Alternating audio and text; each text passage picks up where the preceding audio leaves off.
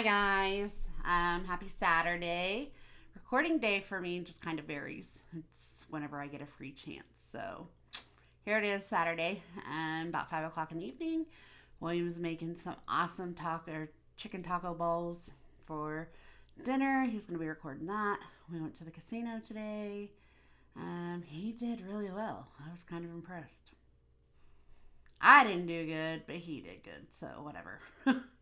um, Watching it storm. So if I sidetracked, it might be lightning or something. But um, so we're gonna look at this a little bit different today.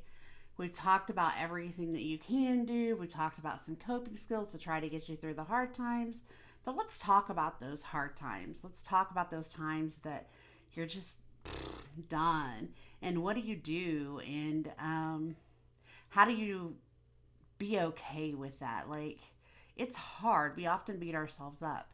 And I know I am guilty of that myself. And I think that the importance of this is we have to be okay with a setback or a bum day or, it just happened.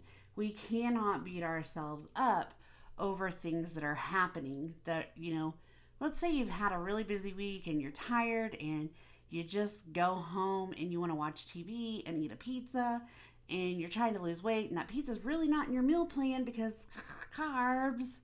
Guess what? If one pizza kills you, there was more problems than you think, right? I said if one pizza kills you, there was more problems than you think. It wasn't just you need to lose weight. Something more was happening if one pizza kills you. Because more than likely, even me being a big girl, I can't eat a full pizza. I get sick and I throw up. A lot of people do that and then they feel bad and they beat themselves up. I cheated and I fell off the wagon. No, you didn't. You live life normally, just like you should. And you have to adjust around it. So you did it on Friday night after a hard work day. Don't do it on Saturday. And if you do it on Friday night and you go to a friend's Saturday and they have, I don't know, good old dessert and eat a piece, you still didn't die, right? Which means you have all more chances to get up, start back over, and motivate yourself to do differently, especially if you don't like the outcomes. I think that we are so hard on ourselves. We hear so much negativity, and it's so hard to look past that. So, if there's anything that I can tell you, I have failed. I have failed not once, not twice, not three times. I have failed many times. Okay? Um, but I don't let it stop me. I've had a lot of negativity happen in my life, but I didn't let it stop me. I let it give me a break emotionally or physically or whatever. I did take a break, but I always bounced back up. I allowed myself to have that time and I bounced back up because you know what?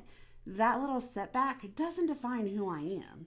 It does not say, ooh, she's a failure. She's not going to reach her goals. She's not going to accomplish what she wants because she had a bad day, a bad week, a bad month, a bad year. It just doesn't happen. So I was a late school person. I did not start college until I was older, 28. And I went into college thinking I wanted to go into education. So I went through my associate's program, and at the end, they had these little mock trials. And I'm like, oof, no way. I cannot teach. I cannot teach. I cannot teach. I cannot teach. I can't work with parents that don't understand the importance of their child and their education and how it correlates with everything. So I just couldn't do it. Kind of beat myself up, and I was like, now I don't want to be a teacher. I wasted my time. Ugh, that was rough. That was rough for me. It was rough for me because I felt like I had failed my family. Here I was. I invested almost 2 years into going to school, and I got all the way to my associates and said, I don't want to do it. I don't want to do it. I don't want to teach. But you know what they did? Remember that supportive system we talked about previous videos? I'll link it probably around here. Those supporters that are positive and influential picked me up and they said, "So what do you want to do?" I knew I wanted to work with kids. I knew I wanted to be helpful and a guidance and to be supportive of their life and what's going on. I knew I love talking.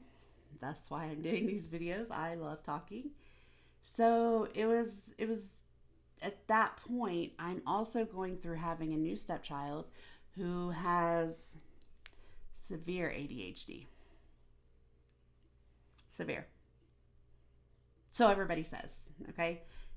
Everybody at school, he's got severe ADHD. He needs medication. He needs this. He needs... Not that I don't think he didn't have ADHD, because he did. Just like his dad did. But his dad's ADHD didn't affect him until he started going to school, and I didn't know that he had ADHD. It wasn't until then that I figured it out. My son was the same way. If he was going to school, he was bored. And he couldn't sit still. And he had to...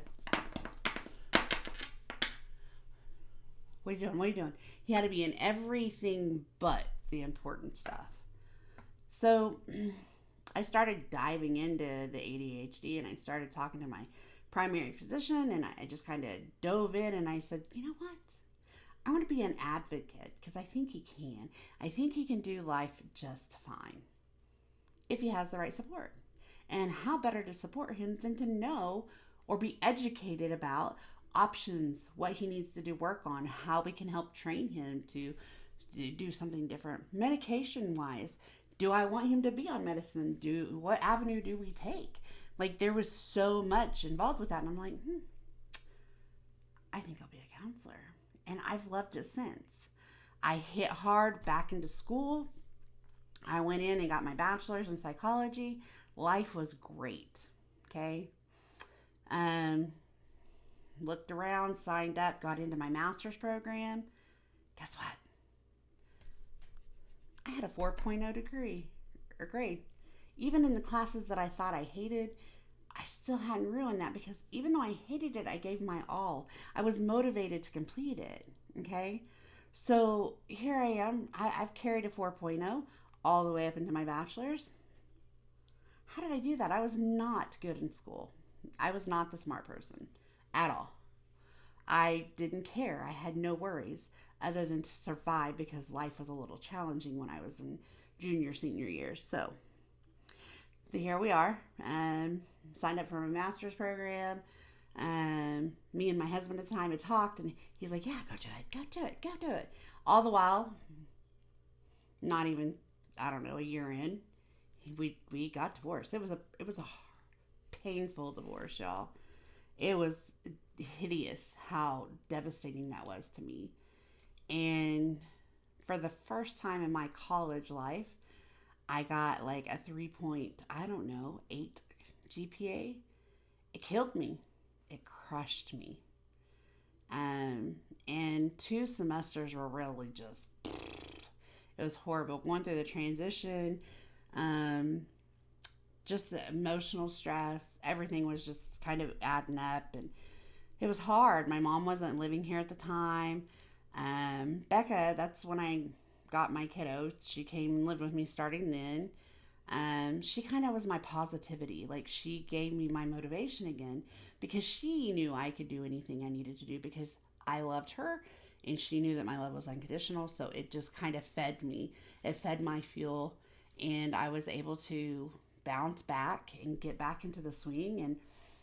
And I graduated with great grades. Like I was still a 3.9, but that 3.9 doesn't matter when I'm going to apply for jobs.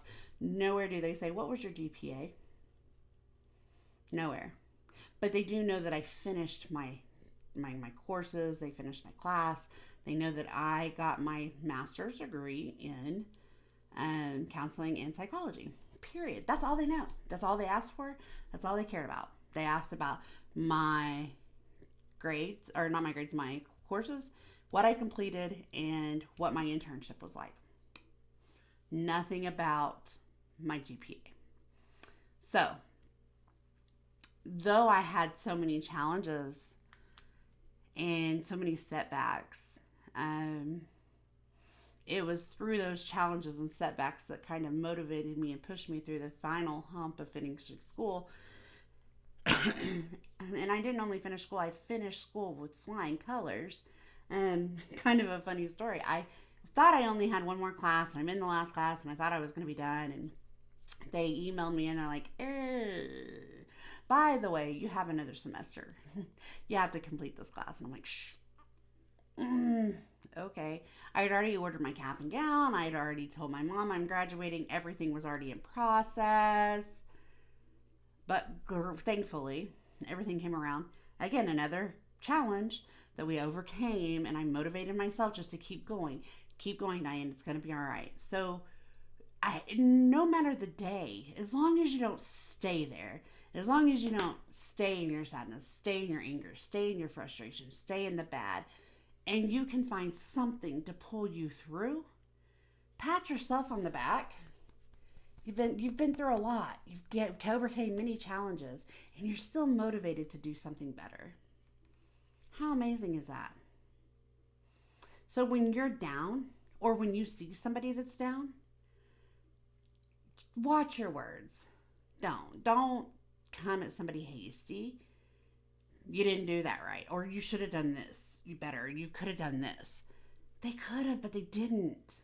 And if it doesn't affect you, if it doesn't hurt you, if it doesn't make things different for you, let them live their struggles and positively with them, motivate them with different words. Like, you tried, good job. I mean, some people don't know what that means.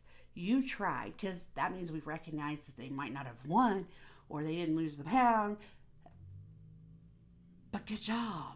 Because we still accept you even if you didn't do what you wanted to do. It's kind of funny because the older I get, the more challenging it gets, because I'm kind of old school and I feel that rules are in place and, we need to do things ABC. But then I look at the environment in the world and the differences, like from when I grew up to today. And I look at the differences in people from versus when I was growing up versus today. Households are different. I mean, just the whole dynamic is different. So I challenge myself often to find something good about everything. And maybe it's my biggest flaw because like I've said before, I don't have negative thought processes, right? I really don't. Like, I don't wake up and say, it's going to be a bad day. I didn't do this last night. Now I'm behind. I don't do that ever. Like, I really rarely beat myself up. Unless it's, okay, so body image challenges. Sometimes I do that, like, this, or that. But I don't stay there. I feel sorry for myself for a minute. I get up and I go on. And it's because I have the support of my friends and my people. And if I didn't have the people that I have, life would be so much harder. If I had somebody that was constantly downing me, life would be so much harder. So allow yourself, the moral of this whole video, allow yourself bad days and allow yourself to remotivate, to regen, restart, refuel. It's okay. It's okay. And if you get to a point where you're down and you just need some words of encouragement, shoot me a message. I am not even kidding when I say I will be here for you. Again, my PSA, I'm not a therapist. I'm not licensed to be a therapist, but by gosh, I haven't failed at getting there.